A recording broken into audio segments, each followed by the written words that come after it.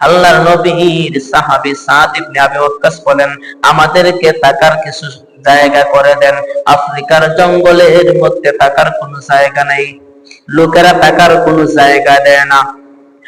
সাদ ইবনে আবি ওয়াক্কাস রাদিয়াল্লাহু তাআলা আনহু সাহাবায়ে কেরামদেরকে নিয়ে জঙ্গলের গাছের ডাল পালাগুলি কেটে একটা মঞ্চ বানাইলেন, একটা প্যান্ডেল বানাইলেন।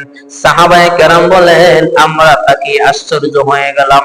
আল্লাহর নবীর সাহাবী সেনাপতি সাদ ইবনে আবি ওয়াক্কাস গহীন জঙ্গলের মধ্যে কেন মঞ্চ বানাইলেন, কেন প্যান্ডেল বানাইলেন? আমরা সেইভাবে ওয়াজের প্যান্ডেল বানাই, আমরা সেইভাবে ওয়াজের মঞ্চ বানাই। সাদ ইবনে আবি ওয়াক্কাস রাদিয়াল্লাহু তাআলা ঠিক তেমনি ভাবে বানাইলেন।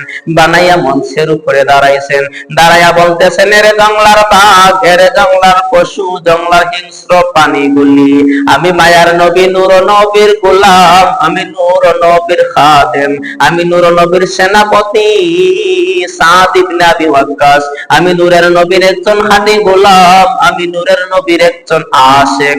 আজকে রাত্রি বেলা আমরা জঙ্গলের মধ্যে থাকবো, আমি সাহাবায়ে কেরামদেরকে নিয়ে জঙ্গলের ভিতরে আজকে রাত্রিটা কাটাইবো।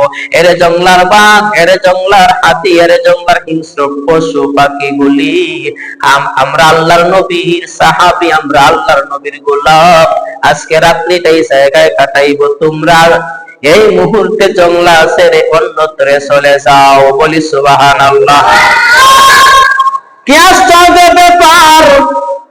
মঞ্চের মধ্যে দাঁড়াইয়া সাদ ইবনে আবি ওয়াক্কাস ভাষণ দিলেন। সাহাবায়ে কেরাম বলেন, আমরা আশ্চর্য হয়ে গেলাম।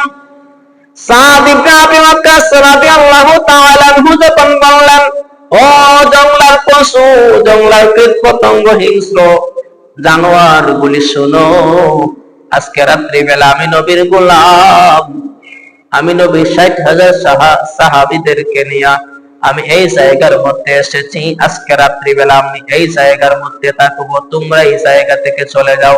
সাহাবায়ে কেরাম বলেন, আমরা তাকাইলাম, তাকাইয়া দেখি বাঘগুলি সারিবদ্ধ ভাবে হয়ে গেছে, হাতিগুলি, হিংস্র বন্য প্রাণীগুলি সারিবদ্ধ ভাবে একটা আরেকটার পিছনে দাঁড়াইছে।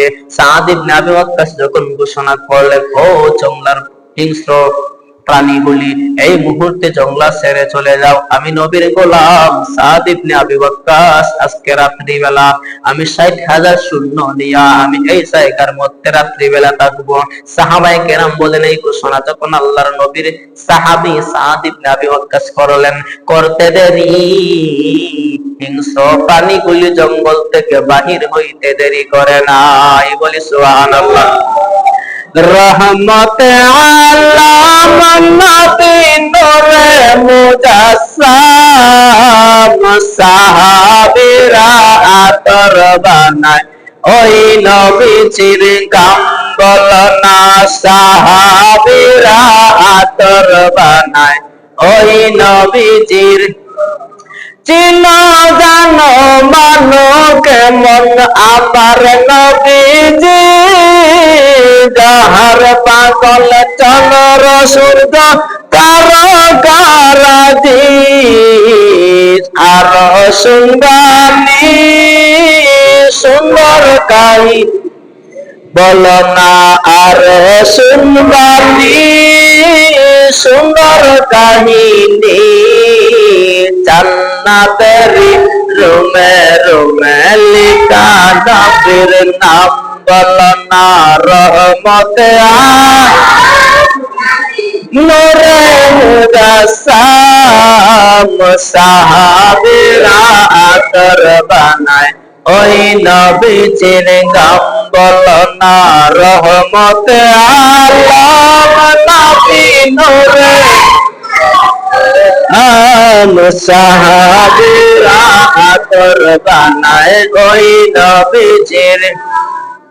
উস্তুনে হান্নানা একটা খেজুর গাছের নাম, যেই গাছ ধরে কুতবা দিতেন রাসূল আকরাম। সবাই বলি সুবহানাল্লাহ। উস্তুনে হান্নানা একটা খেজুর গাছের নাম, যেই গাছ ধরে কুতবা দিতেন রাসূল আকরাম। গাছটি নবীর বিরহে কাঁদিতে রহে, বলো না গাছটি নবীর বিরহে কাঁদিতে রহে। হতবাক হইলেন যত সাহাবায়ে কেরাম, রহমতে মেরে মুরসাল সাহাবেরা আতর বানায় ওই নবীজির গাম, বলো না সাহাবেরা আতর বানায় ওই নবীজির